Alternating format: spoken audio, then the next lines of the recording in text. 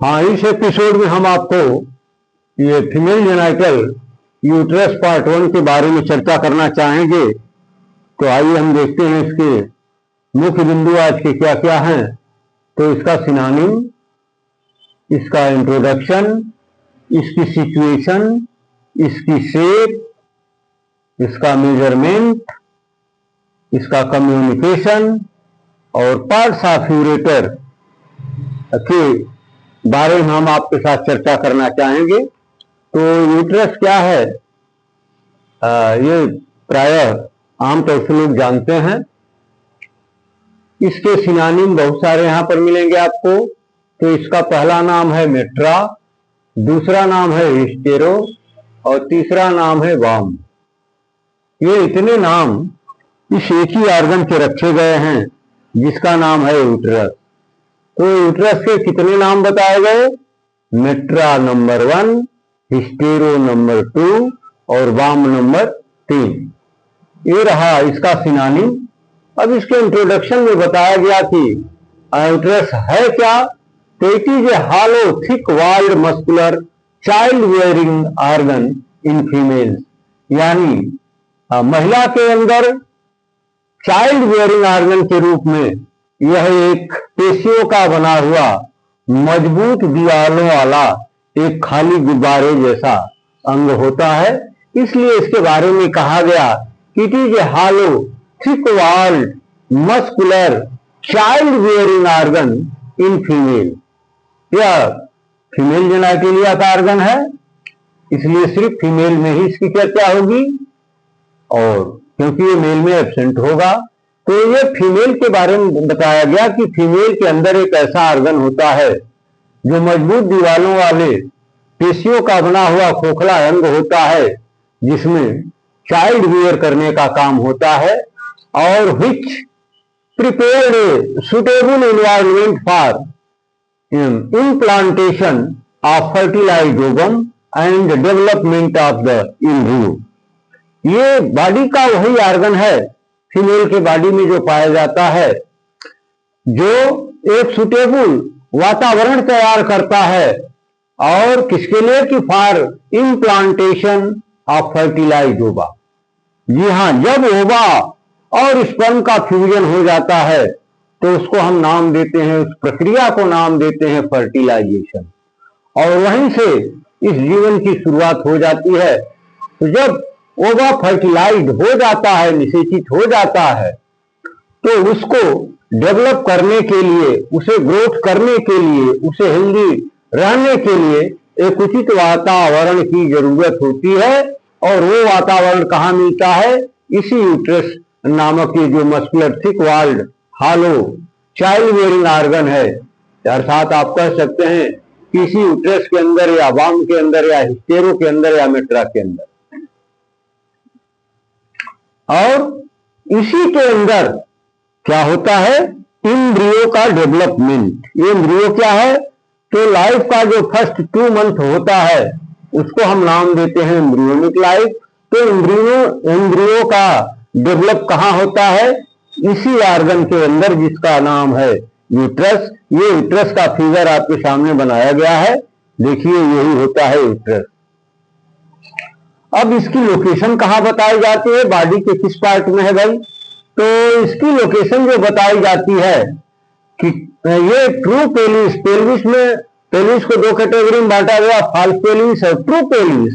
ये जो ट्रू पेलिस वाला पार्ट होता है उसी के अंदर इसकी लोकेशन बताई जाती है, वहां पर ये स्थित होता है, between urinary bladder in front end rectum behind. यानी इस यूट्रस के अंदर, यूट्रस जो है पेल्विस के अंदर, किसके आगे और किसके पीछे या दोनों के बीच में, जिनके बीच में होता है उन ऑर्गन्स का नाम क्या है? तो उनका नाम है यूरिनरी ब्लैडर सामने के तरफ और पीछे के तरफ रेक्टम। यानी रेक्टम और यूरिनरी ब्लैडर के बीच में ही ये ऑर्गन स्थित होता है, जिसका नाम है यूट्रस। ठीक है, तो इसके आगे क्या होगा? यूरिनरी ब्लैडर होगा, और इसके पीछे क्या होगा? रेक्टम होगा। दोनों ऑर्गन्स के बीच में इस यूट्रस की लोकेशन होती है। इसकी शेप के बारे में बताया जाता है कि it is pear shaped being flattened antero posteriorly. लेकिन इसका जो एपी डायमीटर है वो फ्लैट हो जाता है, यानी सामने से पीछे की तरफ इसमें फ्लैटनिंग भी हो सकती है, यानी इसकी साइज बढ़ जाती है। और इसके मेजरमेंट के बारे में बताया गया कि इसकी लंबाई कितनी है, इसकी चौड़ाई कितनी है, इसकी थिकनेस कितनी है और इसका वेट कितना है। तो ये तमाम सवालों का जवाब यहां पर आपको मिल जाएगा, मेजरमेंट ऑफ द यूट्रस। लेकिन इन नॉन प्रेग्नेंट वुमेन के अंदर इसकी जो नॉर्मल, क्योंकि प्रेगनेंसी के दौरान तो ये इंडिविजुअल के बॉडी के ऊपर डिपेंड करता है, किसी फीमेल में थोड़ा ज्यादा हो जाएगा, किसी में कम होगा, तो उसका एक निश्चित मापदंड तैयार करना असंभव सा है। तो लेकिन जो नॉन प्रेग्नेंट फीमेल है उसमें लगभग एवरेज इसकी लंबाई, चौड़ाई, वेट के बारे में बताया गया है। तो नॉन प्रेग्नेंट वुमेन में इसकी जो लेंथ बताई जाती है वो है लगभग 7.5, या आप ऐसे भी कह सकते हैं कि 7 to 8 सेंटीमीटर इन लेंथ। और चौड़ाई इसकी बताई जाती है नियर अबाउट 5 सेंटीमीटर। और इसकी जो थिकनेस है, मोटाई है, वो बताया जाता है नियर अबाउट 2.5 सेंटीमीटर। तो आपने देखा कि इसकी लंबाई लगभग 7 से 8 सेंटीमीटर, चौड़ाई इसकी 5 सेंटीमीटर और इसकी जो थिकनेस है वो 2.5 सेंटीमीटर। इसके वेट के बारे में बताया जाता है कि इसका वेट लगभग 30 to 40 ग्राम होता है।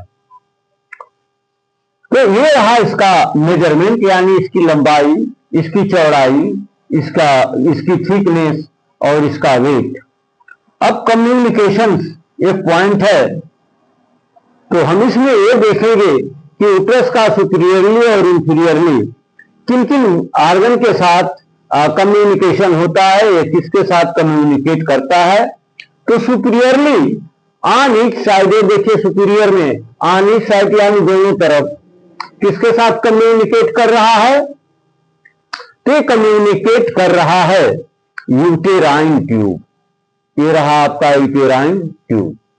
तो दोनों साइड में, यानी ऊपर के तरफ ये राइट साइड में भी और लेफ्ट साइड में भी फिगर में जो दिख रहा है वो ये बता रहा है कि ये जो यूट्रस है superiorly on each side related with, communicated with uterine tube.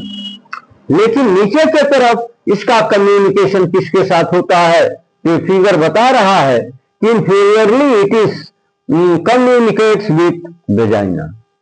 Inferiorly किसके साथ, ये वेजाइना है, ये लिखा हुआ है, लेबलिंग की गई है। तो ये इसका लोअर है और ये इसका अपर है। तो इसका जो इंफीरियर कम्युनिकेशन है वो किसके साथ है, वेजाइना के साथ। जबकि इसका सुपीरियर कम्युनिकेशन किसके साथ है, on each side with the fallopian tube, uterine tube या सेल्फिंग्स के साथ। चाहे जो भी नाम जोड़ दें आप, ये तीनों नाम उसी ट्यूब के हैं जो टार्टुअस इन नेचर दिख रही है। अब आइए इसमें हम देखते हैं कि इसमें पार्ट कितने होते हैं। तो इसमें पार्ट बताए जाते हैं 3 पार्ट, फंडस, बॉडी, सर्विक्स।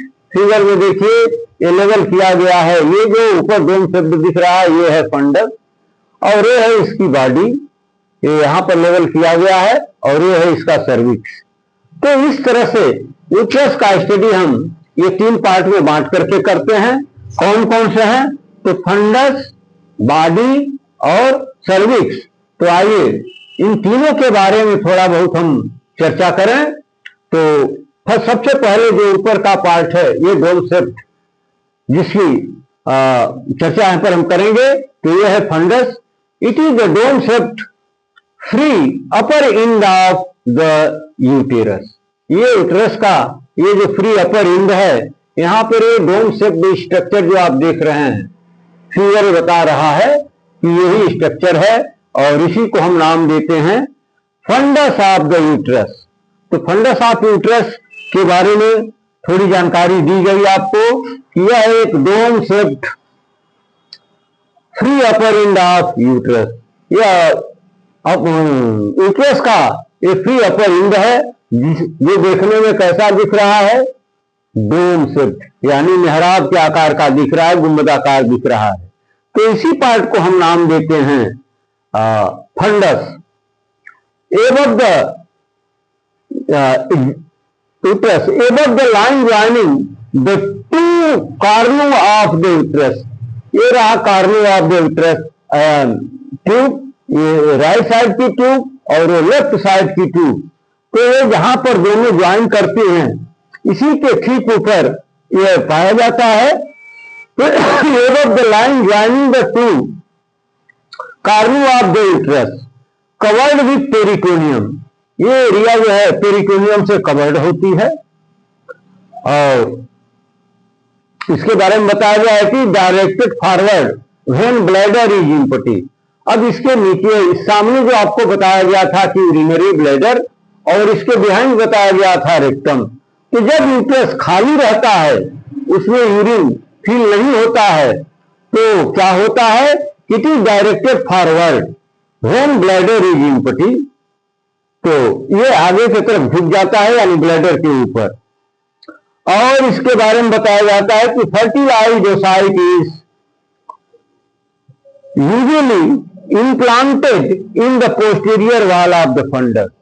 ये ओवा जब फैलोपियन ट्यूब के अंदर स्पर्म के साथ फ्यूजन करके फर्टिलाइज्ड कंडीशन में चला जाता है या फर्टिलाइज हो जाता है, इसके बाद जब वो यूट्रस के अंदर एंट्री करता है, तो इसी फंडस के पोस्टीरियर वॉल पर उसका इम्प्लांटेशन किया जाता है। तो ये सब कुछ चर्चा हो गई फंडस की। अब हम बॉडी की बात करेंगे। तो बॉडी जैसा कि आप देख रहे हैं कि मिड का पार्ट है, और इसकी शेप कैसी है, तो इसकी शेप दो तरह से हम देखते हैं। एक तो सेजाइटल सेक्शन के द्वारा और दूसरा जो है कोरोनल सेक्शन के द्वारा। जब हम सेजाइटल सेक्शन इसका करते हैं तो it is layer slit like, यह बिल्कुल पतली सी दरार के जैसा दिखता है। लेकिन जब वही हम कोरोनल सेक्शन करते हैं, जैसा कि आप देख रहे हैं, तो कैसा दिखता है, ट्राइंगुलर इन शेप दिखता है। ये देखिए, ये ट्राइंगुलर इन शेप दिखता है। अब इसके सरफेस की बात हम करें कि बॉडी में कितने सरफेस होते हैं और उनकी क्या खासियत है, क्या विशेषता है। तो ये जो बॉडी है, इसमें दो सरफेस बताए जाते हैं। एक है एंटीरियर आर वेसाइकल सरफेस और दूसरा है पोस्टीरियर आर इंटेस्टाइनल सरफेस। तो आज की वीडियो में अभी हम इंटीरियर वेसाइकल सरफेस की ही चर्चा करेंगे, क्योंकि अब यहाँ जगह नहीं है। और जब हम नेक्स्ट वीडियो में आएंगे आपके सामने, तो फिर उसमें हम पोस्टीरियर आर इंटेस्टाइनल सरफेस की भी चर्चा करेंगे। तो आइए हम देखते हैं इसका इंटीरियर आर वेसाइकल सरफेस। इसको हम इंटीरियर, क्योंकि ये फ्रंट पर है तो इंटीरियर कहेंगे, लेकिन इसमें आर करके एक और टर्म जोड़ा गया है, वेसाइकल सरफेस। वेसाइकुलर सरफेस क्यों इसको कहते हैं भाई? तो वेसाइकल का मतलब होता है यूरिनरी ब्लैडर। और अभी आपको ऊपर की लाइनों में बताया गया कि जब यूरिनरी ब्लैडर इनपटी होता है, उसमें यूरिन भरा नहीं होता है, तो फिर ये जो यूट्रस है उसके ऊपर ओवरलैप कर जाता है, तो उससे रिलेट करता है। इसलिए इस सरफेस का नाम रख दिया गया एंटीरियर आर वेसाइकल सरफेस। ये कैसा होता है? तो it is flat surface in nature. यह बिल्कुल फ्लैट होता है, इसमें कोई और स्ट्रक्चर नहीं। अब इसका रिलेशन हम देखेंगे, तो इसमें रिलेशन दो तरह से होता है, एक पेरिटोनियल रिलेशन और दूसरा होता है विसरल रिलेशन। जो पेरिटोनियल रिलेशन है, तो उसमें दो पॉइंट बताए गए, ए और बी करके। लेकिन विसरल रिलेशन, विसरल सरफेस की हम चर्चा फिर अगली वीडियो में करेंगे। लेकिन आज की वीडियो में हम यही देख रहे हैं कि इसका जो रिलेशन है वो पेरिटोनियल रिलेशन को इसमें दिखाया गया है। तो पहला पॉइंट इसमें है a, surface is covered by peritoneum to the level of the internal arch. इसका जो है सरफेस है वो पेरिटोनियम के रिलेशन में कहां तक होता है? Eight the level of the internal arch. ये देखिए ये रहा इंटरनल आर्च, तो यहां तक ये पेरिटोनियम से कवर होता है। इसमें जो बी पॉइंट है वो बता रहा है कि the recess between the bladder and uterus is called uterovesical pouch. अब आपको बताया गया कि बीच में होता है ब्लैडर, ये रेक्टस, और उसके पीछे होता है रेक्टम, उसके आगे होता है यूरिनरी ब्लैडर। अब यूरिनरी ब्लैडर और यूट्रस के बीच में जो गैप बन रहा है उसी को हम रिसेस कहते हैं। रिसेस का मतलब ही होता है गैप, स्पेस, खाली जगह, गुहा, कंदरा, घाटी, जो भी कहिए। तो ये जो यूरिनरी ब्लैडर और यूट्रस के बीच में गैप है उसमें पेरिटोनियम की एक फोल्ड एंट्री करती है, तो एक यहां पर पाउच जैसा स्ट्रक्चर फॉर्म हो जाता है जिसको हम नाम दे देते हैं यूटेरोवेसाइकल पाउच। यानी वह पाउच जो यूट्रस और यूरिनरी ब्लैडर यानी वेसाइकल के बीच में बन रहा हो उसको हम नाम देते हैं यूटेरोवेसाइकल पाउच। तो इस तरह से आपने बहुत सारी चीजें यूट्रस के बारे में देख लिया। अब हम सरसरी तौर पर एक बार इसको रिवाइज कर देते हैं। तो इसके सिनोनिम में बताया गया कि इसके बहुत सारे नाम हैं, मेट्रा, हिस्टेरो, वाम। इसके एनाटॉमी में इंट्रोडक्शन दिया गया कि it is a hollow thick walled muscular child bearing organ in the female which prepared a suitable environment for implantation of fertilized ovum and development of the embryo। ये जो यूट्रस नाम का organ है यह female organ है और female के अंदर एक चाइल्ड बियरिंग का काम करता है। इसकी जो दीवारें होती हैं वो मसल्स की बनी होती हैं और काफी स्ट्रांग मजबूत होती हैं, और बीच में गैप होता है, थैलीनुमा होता है। अब ये करता क्या है कि जब ये इम्प्लांटेशन के लिए फर्टिलाइज होगा यूट्रस के अंदर पहुंचता है तो उसको एक आइडियल इन्वायरमेंट, एक हेल्दी इन्वायरमेंट ये तैयार करके देता है ताकि उसमें अच्छी तरीके से, प्रॉपर तरीके से एम्ब्रियो का ग्रोथ होता रहे, डेवलपमेंट हो सके। तो ये रहा यूट्रस। इसकी सिचुएशन बताई जाती है कि ये जो यूट्रस है ये कहां पर पाया जाता है, तो ट्रू पेल्विस में पाया जाता है और यूरिनरी ब्लैडर के पीछे और रेक्टम के आगे, जो दोनों के बीच में यानी ब्लैडर और रेक्टम के बीच में जो जगह है उसी जगह में ये यूट्रस पाया जाता है। इसकी मेजरमेंट, इसकी शेप बताई जाती है क्लियर शेप। ये नाशपाती के आकार का गोलाकार होता है और लेकिन इसमें फ्लैटनिंग की भी कैपेसिटी होती है, जरूरत पड़ने पर यह एंटेरो पोस्टीरियरली फ्लैटेंड भी हो सकता है। मेजरमेंट के बारे में बताया गया कि इन नॉन प्रेग्नेंट वुमेन, ऐसी महिला जो गर्भ धारण न की है, उसमें यूट्रस की लंबाई लगभग 7 से 8 सेंटीमीटर और इसकी चौड़ाई लगभग 5 सेंटीमीटर और इसकी मोटाई जो है लगभग एपीडायमीटर में 2.5 सेंटीमीटर मानी जाती है। इसका वेट बताया गया है 30 to 40 ग्राम। अब इसके कम्युनिकेशन की हम बात करेंगे, यानी यह ऊपर किसके साथ कम्युनिकेट करता है यूट्रस और नीचे की तरफ किससे कम्युनिकेट करता है। तो कम्युनिकेशन में superiorly it is communicated on each side with the uterine tube. ये देखिए यूटेराइन ट्यूब से दोनों तरफ सुपीरियरली कम्युनिकेट कर रहा है, जबकि इंफीरियरली कम्युनिकेटेड विथ वेजाइना। ये नीचे की तरफ ये वेजाइना, ये जो वेजाइनल कैविटी दिख रही है इससे ये रिलेट करता है। और पार्ट्स ऑफ यूट्रस में बताया गया कि इसमें 3 पार्ट होते हैं, फंडस, बॉडी, सर्विक्स। फंडस के बारे में जहां तक बताया जाता है कि यह यूट्रस का अपर फ्री पार्ट होता है जो डोम शेप्ड इन शेप होता है और ये जो दो मिलने वाली ये इमेजिन है, ये जो ज्वाइनिंग लाइन है इसके ठीक ऊपर की एरिया को ही हम डोम शेप्ड जो आकार में दिख रहा है इसी को नाम देते हैं फंडस।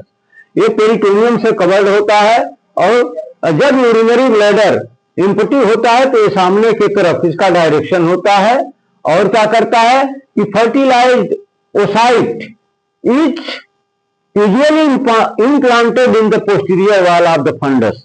यही वो फंडस है जब फर्टिलाइज ओवा फैलोपियन ट्यूब में फर्टिलाइज होने के बाद जब यूट्रस के अंदर एंट्री करता है तो फिर उसी के पोस्टीरियर वॉल में उसको इम्प्लांट कर दिया जाता है।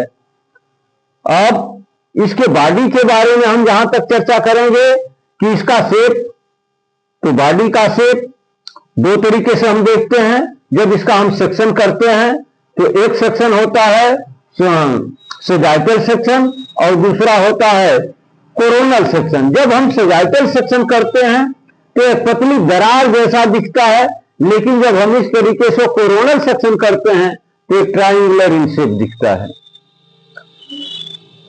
अब इसके सरफेसेस की हम चर्चा करेंगे तो बॉडी में दो सरफेस बताए गए हैं, एक है इंटीरियर और वेसाइकल सरफेस और दूसरा है पोस्टीरियर और इंटेस्टाइनल सरफेस।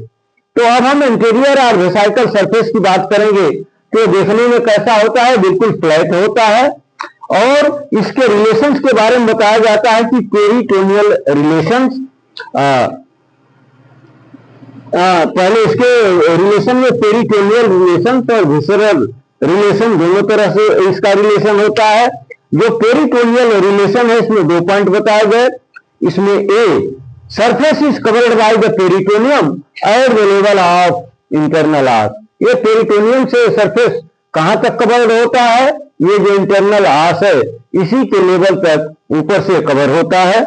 और जो दूसरा पॉइंट 20 में बताया गया कि यूरिनरी ब्लैडर और यूट्रस के बीच में जो गैप बनता है जिसको हम रीसस के नाम से जानते हैं, वहां पर ये पेरिटोनियम एंट्री करती है और वहां से फोल्ड बना करके निकलती है, तो वहां पर एक पाउच जैसा स्ट्रक्चर फॉर्म हो जाता है जिसको हम नाम देते हैं यूटेरो वेसाइकल पाउच।